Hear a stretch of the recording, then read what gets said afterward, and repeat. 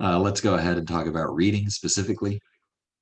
Just rehash some of the things that you may already covered with other instructors or even with me in previous weeks. But I want this to be fresh and top of mind. But so before we even get into that part, uh, you can look at your packet if you want to, but I want to hear you articulate it. What is your understanding of the advice that we give in terms of reading? How should a student, you become the coach now, what should a student do when they're starting a reading passage? First, you told me to like whenever to read, you read actively. Correct? What does that mean to read actively? When you read, you know, like you focus on the reading. You know, you like when when you see something, when you read, you try to your best to understand it. When you see something, you keep it in your mind. That might be like that might be later on. You just keep the important things in your mind. You just basically read, like, it's not carefully, but it's it's like you read with you read. This is hard, isn't it? I mean, it's hard to explain. I know what you're Uh, talking about. It's like hard to explain it. And that's why it's so important to verbalize this stuff, because the more you verbalize it, the easier it gets to explain. Right? Like I didn't wake up knowing how to articulate this. I had to practice. And that's why I'm making you do it. Because if you can explain it, then you're more likely to be able to do it. So you said active reading. Active reading is, as you said, paying attention and trying to hold in your mind the contents and the concepts of the passage. But more than that, it's about engaging in the text actively. What does that mean? It might mean that you're underlining the text. It might mean that you're paying attention to specific characterizations. Like on the SAT, we know that the test makers like comparisons. So if I see any kind of comparison, I'm going to be highlighting that for myself. If I see any examples given, like the author of the text gave a definition, I'm going to pay attention to that. So I'm actively hunting for things that I know that test makers typically focus on, right? So that's what active reading means, at least to me. I'm engaging in the text as a dialogue. I read through the passage and I say, okay, author, what information do you find important? And how do you present that? What tone did you use? What examples are you giving me? What definitions did you find important? Were there any comparisons being given? If it's a science passage, were there any challenges to the science? Were there any new methodologies that were used or previous studies that you used as a foundation? The only reason that I know that these are good questions to ask is because I've seen them in previous passages. So as I read through this new passage, I'm using my previous experiences to connect to this new experience. Does that make sense? Yeah. And that's something that's not unique to the SAT. This is something that you will find is applicable to everything that you do in school.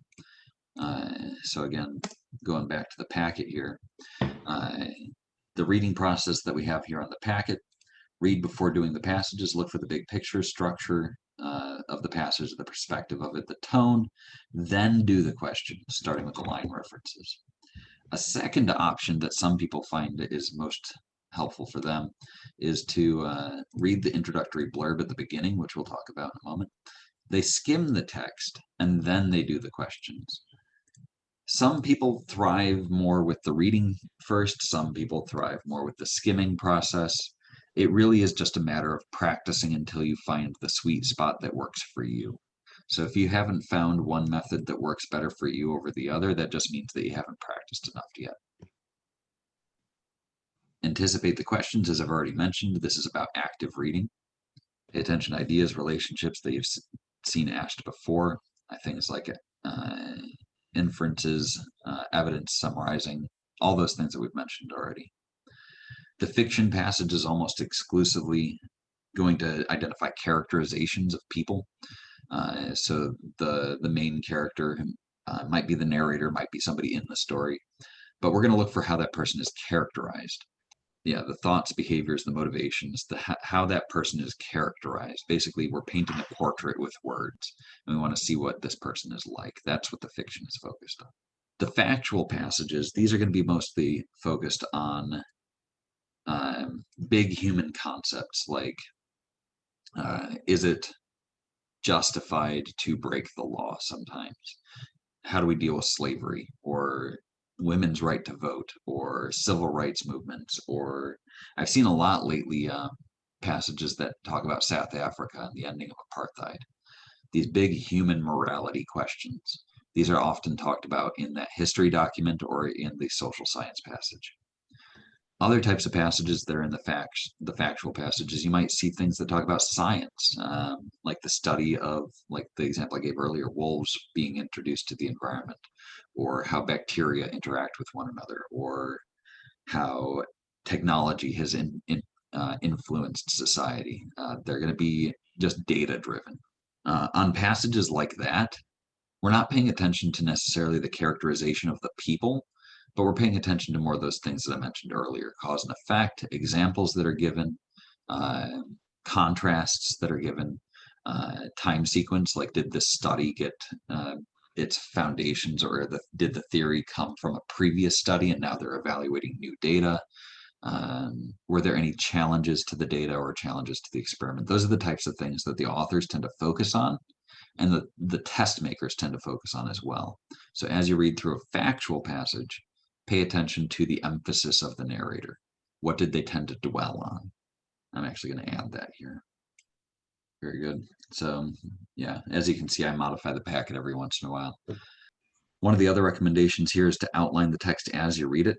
Just knowing where the focus is for the beginning, middle, and end, as you see it here, will make you more efficient. If I know what the beginning parts of the passage were focused on, what the middle was about, what the ending was about, if I know what those part where the author's focus was shifting as I go through the beginning, middle, and end, that can often make my answer selection more efficient, because the answers might suggest certain things, right? Like if the answers suggest that a certain fact is the case, or a certain comparison is the case, and I know where that was given, I might not remember the fact, or I might not remember the comparison, but if I know where that occurred in the passage, I can go check. And that not only makes me more accurate in my answer selection, but it can also make me more efficient too, in picking an answer choice faster. Because if I just verify it against the text, I can say, yep, that's true, or no, that's false, and move on. So having a strong outline of the text is very important to making yourself accurate and efficient. Sometimes the answer choices might suggest a certain thing, and if you have a strong outline of the passage, you can check that answer choice against that section of the passage. You don't have to memorize the passage. Just know where the information is contained and verify the answer choices against that section. Pace is key. You want to make sure that you're moving quickly through these things. If you can read as fast as you can talk, then you're moving fast enough. Yeah, focus when you read, take a break if you must. Use good instinct, use good line references, skim if you need detail. Be logical when you select an answer. As I mentioned before, if we've engaged in the text effectively and we have a strong outline of it, we can verify the answers, but sometimes we have to just choose based on logic. And these logical components will help us with that. So if an answer choice confuses the facts, make sure that the entire answer is correct. If just one word is wrong, then the entire answer is wrong. Be aware of extremes. Words like always, everyone, no one, those are extreme. Never pick an extreme answer. Reversals, those just contradict the text. Those are easy to spot so long as you understood what you've read. And then finally, the one that could be true, but maybe it doesn't answer the question. So think through the question carefully and make sure that your answer reflects it accurately. Make sense? Yeah. Jumping down to the bottom here, double passages. Of course, we recommend that you read one at a time. Read passage 1, then do the questions for passage 1. Read passage 2, then do the rest. The vocabulary and context questions, we're going to go through a handful of those together. The big thing here is to avoid unintended connotations. What does that mean to you? Avoid unintended connotations. Uh, Unintended connotations. I guess that means like words you don't know don't assume they're like wrong or something. Sure, that is a good strategy there. Unintended connotations is that the word changes the meaning of the text. We'll see an example of that. Let me pull up a test here. Any one of those four words could mean illusion. Yeah. It just depends on the context, right? It depends on how we use it. But they have different meanings depending on how we use it, right? A misconception is like maybe somebody had the illusion of being stronger than they actually are. That person can't lift a car, but they had the misconception that they could. They had the Yeah. illusion that they could. Dream, illusion. When you dream at night, you see illusions in front of your eyes. Those are dreams, literally. A charade is potentially somebody just like the con artists do this all the time. Somebody goes and scams people. They say, "Oh, I'm an insurance salesman," when they're not actually an insurance salesman. They gave the illusion that they were, and that's a charade. A phantom is literally a ghost. So not when you're dreaming, but when you're awake, you see a phantom. You saw an illusion in front of your eyes. These all change the meaning of the text. And sometimes even those words can have different meanings depending on how we use them. But we have to stay consistent with what the text has said. So if we go back to line 9, and we see the psychological scientists have a name for this easy, automatic, simplistic thinking. So this is talking about simplistic thinking, the illusion of explanatory depth. What do they mean by explanatory depth and the illusion of it? Well, they explain further on down here. We always have to consider context. We strongly believe that we understand complex matters when in fact we are clueless. So what does it mean, the illusion of explanatory depth? That next sentence just says it. We believe that we understand it when in fact we are clueless. We have the illusion of understanding. So which word for illusion do you think makes most sense here? I know I'm not showing you the options. I want you to come up with your own word.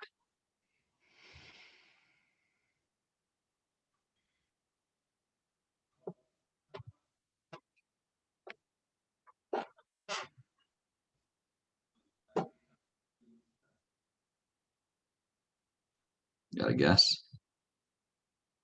Misconception. Perfect. And you even remembered the answer choices. That is exactly the right kind of meaning that we want here. We have the misconception of understanding. We think we understand when we don't. Yeah. Right? So context is key on these because any of those could have worked, but the context tells us what's the correct one. Let's take a look at the next question, line 13. It says shape, and I'm not even going to show you the answers yet. Over here, or over here rather. We strongly believe that we understand complex matters when in fact we are clueless, and these false and extreme beliefs shape our preferences. What does it mean to shape preferences, judgments, and actions? Not literally shape, like I have a little thing of clay here that I play with when I'm online with you guys. I'm shaping the clay with my fingers. Is that what they mean, shape? Or do they mean like square is a shape?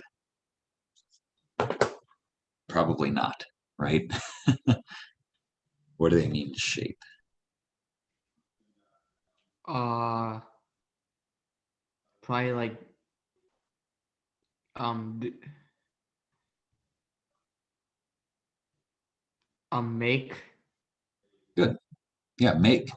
That's totally acceptable.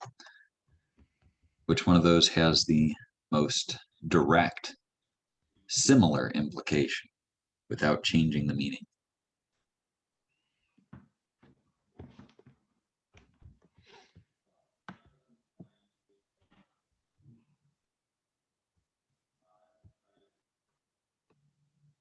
Probably influence.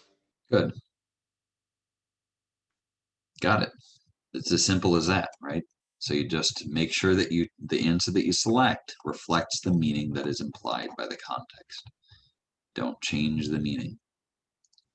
So that's what our packet is talking about with avoiding unintended connotations.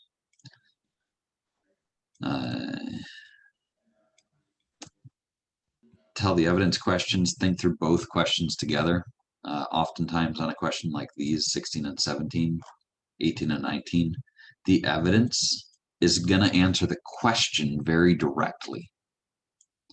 And then the answer choice that you select here will be a summary or an implication given by the evidence. You understand my meaning?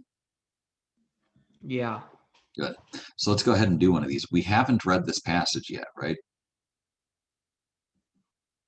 But we're still going to be able to do these questions, even though we haven't read the passage.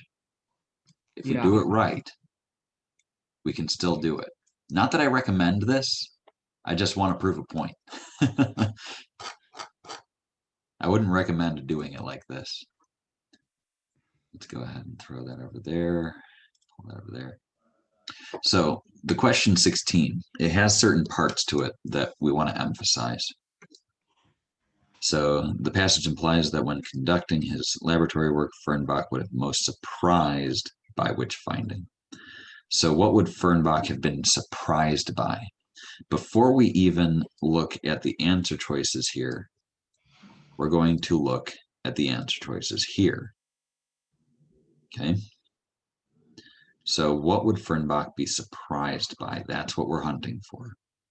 Lines 26 to 30. They started recruiting volunteers, Democrats, Republicans, Independents, asked them to state their president. Does that tell us anything that Fernbach would have been surprised by? No. No. 34. If the issue was a cap and trade, for example, they would first explain precisely what cap and trade means, how it's implemented, this, who it's, and so forth. Does that tell us what he would be surprised by? Not really. 39. They were not asked for value judgments about the policy or about the environmental business, but only for the highly detailed description of the mechanics of the policy. Does that tell us what what Fernbach would be surprised by?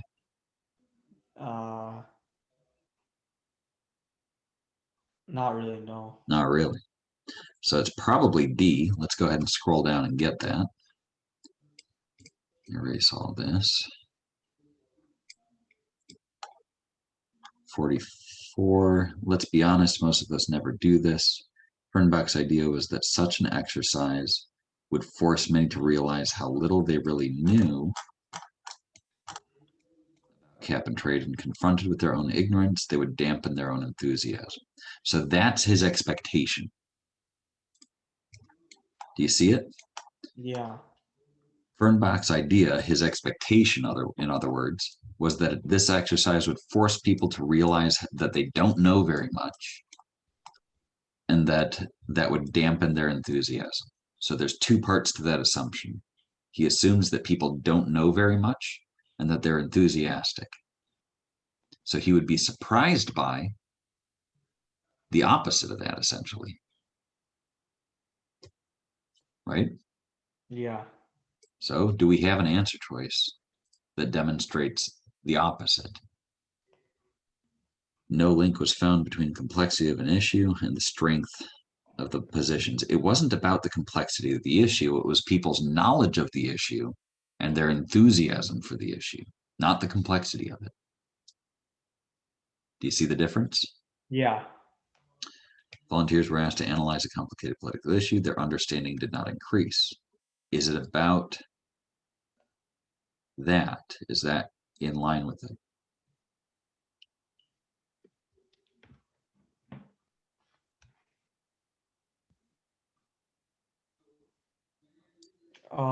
Yes, it is. The thing that's missing is the enthusiasm. Yeah, so no. When volunteers were asked to list their reasons for endorsing party, those views were generally unaffected by the exercise. No. No. So it must be D. When volunteers were asked questions about complex issues, those with extreme views, the most enthusiastic, have the best understanding. He had assumed that people were ignorant and enthusiastic. He would be surprised by somebody who was knowledgeable and enthusiastic. Right? Yeah. if we're tightly focused on the meaning that we're aiming for, we find the answer efficiently and accurately. 17 was easier, I think. Don't you think that the evidence was easier to find? Yeah. So make sure that you're going to get all those evidence questions right by staying tightly focused on what the question is asked. Let's go ahead and do another. Now, we might not be able to get everything done today that I had hoped for, but we're going to at least make some good discussions. So 18 and 19. Let's go ahead and find those. So that's all towards here at the bottom of the passage. So so again, I'm going to hide the answers for 18 because again, we want to train ourselves to think logically. Based on the passage, which action will most likely reduce political extremism among the citizenry? So our aim is to reduce extremism, right? Based on the previous question, we know this is about people's enthusiasm for political views, right? So that could be another way of saying extremism. Do you follow me? Yeah. Perfect. So let's look for that in the evidence. 65. They continued to think they understood policies and the complexity. Notably, they remained extreme in their passion for the positions. Does that tell us how to reduce political extremism?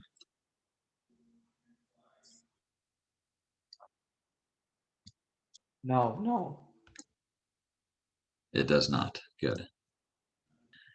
Let's check the next one. Reducing political extremism. That's the goal. How about 69 to 72? Does that tell us how to reduce political extremism?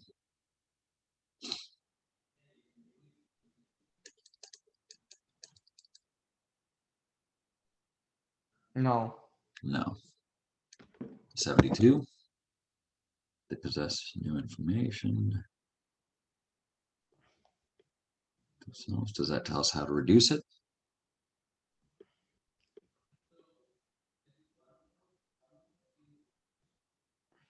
No. No. So it must be D. Forcing candidates to provide concrete, elaborate plans might be a start. A start to what? To reducing political extremism. That's a safe inference to make. It gives citizens a starting place. It has a strong connection to what our question has asked, right? Look for those connections. They will be there. Since a starting place, it gives citizens a starting place. And what is it that gives people a start? It's forcing candidates to provide concrete and elaborate plans. So our answer choice for number 18 better say something like that. It might not say it exactly the same, but it's going to say something similar. What do you think?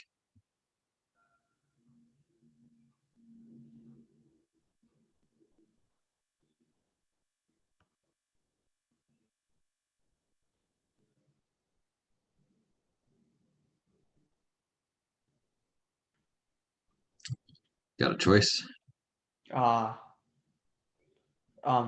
B. Correct. Good job. That is exactly correct. So what is the nature of what are we doing here? So that reflect and verbalize part, let's do that. List out some steps here for me. What do we got to do a question like this accurately? Because we just did 2 of them. Actually, we did 4 questions just now without having read the passage. And we got not me, you got all 4 of them right. So what are we doing? We're going in the passage and we're finding kind of like clues to help us answer the question. We're going through each, like what we did there is we went through each lines and we tried to find the answer to the question before without even looking at it.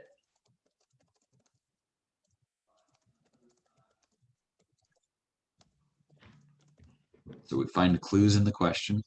We find the answer in the text using line references. And then what?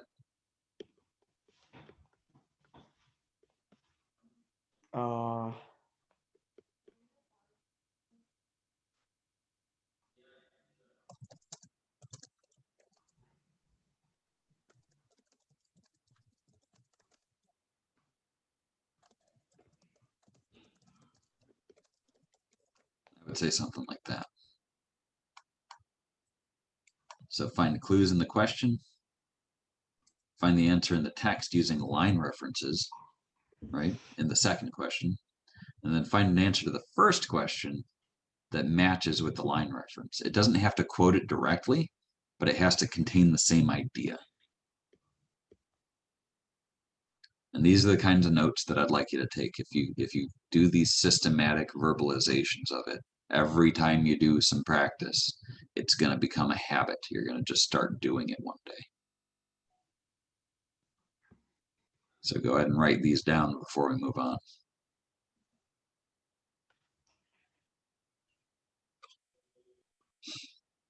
Let me know when you're ready.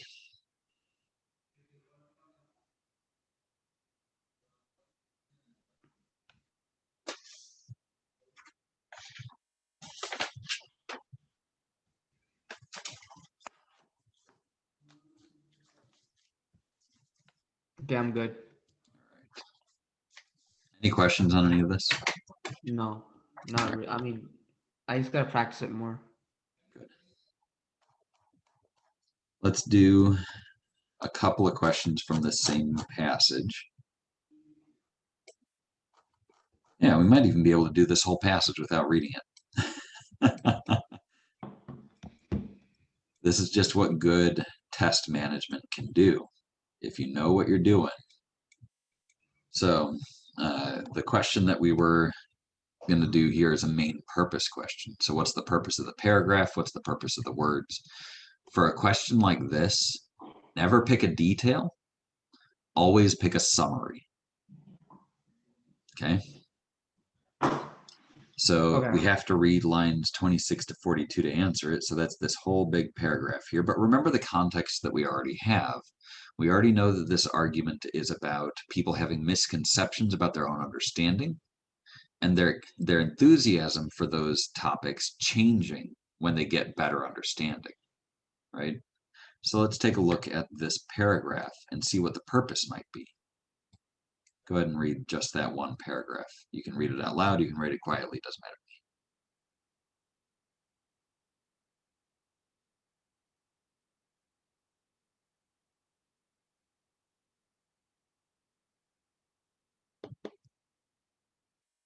And believe it or not, I already have my answer because we actually already read most of this paragraph from an earlier question using the line references.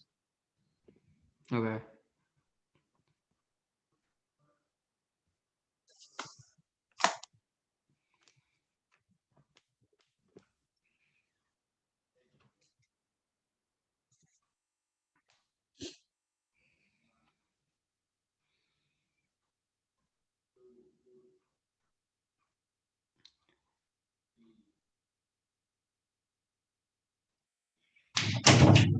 All right, sorry about that. Somebody had a question out there that they got stumped by. All right. You got an answer for me? I said outline the specifics of the experiment. Good. And that's exactly what it does, right? None of these other answer choices are clearly evident in the paragraph. It's not support for a theory. They're not telling us what the reasons are. Defend the need for a research study. Again, we don't show like that there's a gap or some sort of need for this study. Discuss the complexity of the issue. Again, they're not showing us how complex it is. There are certain things that would need to be in the paragraph for any of those to be supported or true. So just be careful on how you're selecting those things. And you did get it right. Even without reading the whole passage, you're doing great. Let's go ahead and do these two questions here.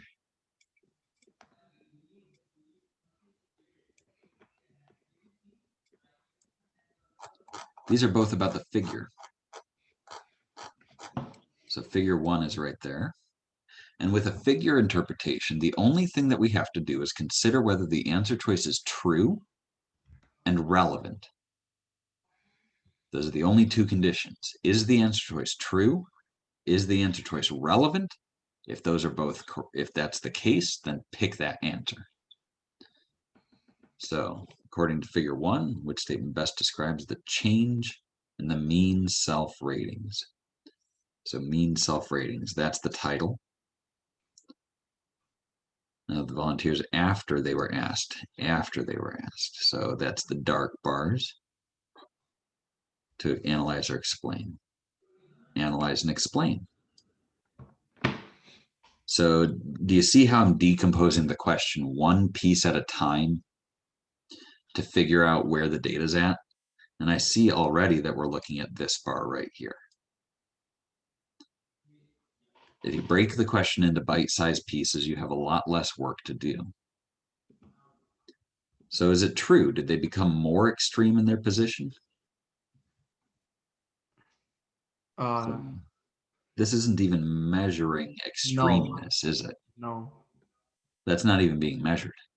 They became more reluctant to justify a particular viewpoint. Is that even being measured? This is people's rating of their understanding, not their reluctance to justify their viewpoints. So that's not even being measured. They became less confident in their understanding, or they became less interested in the policy. Only one of those things is even being measured. I think C. You would be correct, because we're not measuring their interest, we're not measuring their reluctance to justify, and we're not measuring their extremeness in the position.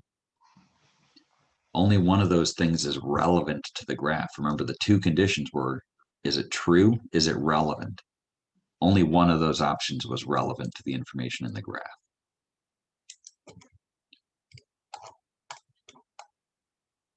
Figure 2 for question 21. Break it down with me. According to both the passage and the figure, making a list of reasons for or against the policy has little impact on an individual's what? So this is position. And we're looking at making a list. So that's these bars. A position on issue. Yeah, pretty easy, isn't it? Yeah.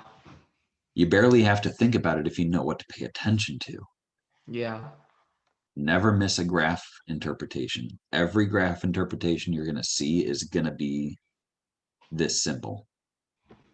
Yeah. I can think of maybe 2 questions that are harder. In all of the books that I have, I can think of maybe 2 that are a little bit more difficult than this. And it's because you have to look at the text of the passage to figure out a definition. But that's the only thing that makes it hard.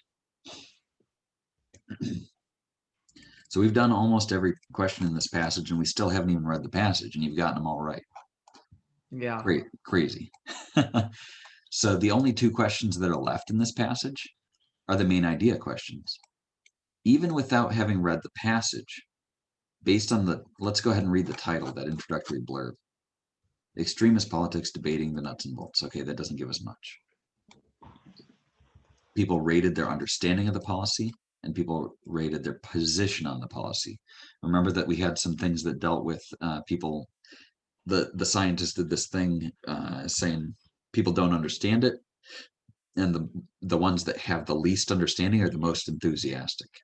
So it's about understanding and your enthusiasm for it.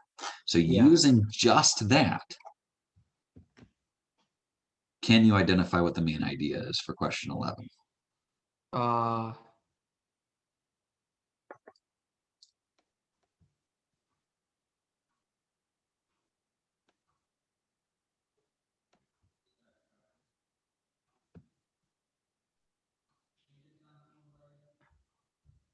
B. Good. Nailed it. A is too extreme, saying that they are wrong. That's too extreme. They didn't completely disagree then. They just modified their position. Too extreme. They didn't lose interest in it.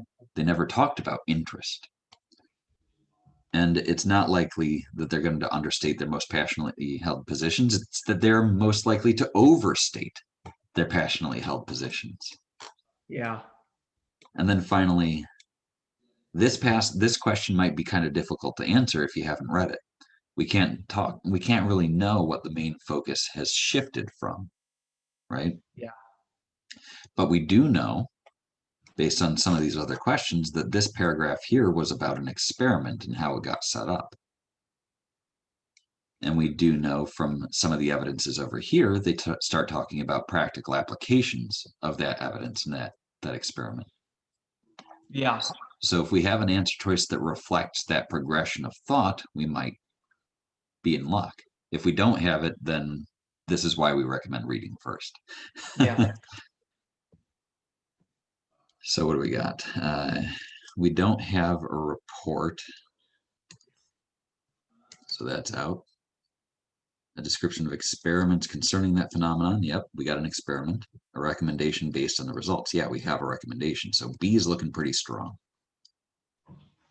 Two competing theories. Do we have two competing theories? No. No. So So D. characterizing the answer choices like that, paying close attention to these descriptions, that's key. It cuts down the need to read everything. An observation of a trend, analysis of the causes, proposal, research, study. No, it's not a proposal for research. They did research, so it's not D. It must be B. Yeah. Hopefully I've shown you a couple of tricks here today. Yeah, you did. That is going to really hopefully fine tune and sharpen your ability to read efficiently. Because I think one of the big obstacles for you and guys who are in your same scenario where you've got the extended time, you get easily distracted, reading efficiently, paying attention to only the information that you absolutely need often helps to avoid confusion. Yeah. Get some notes written down. Okay.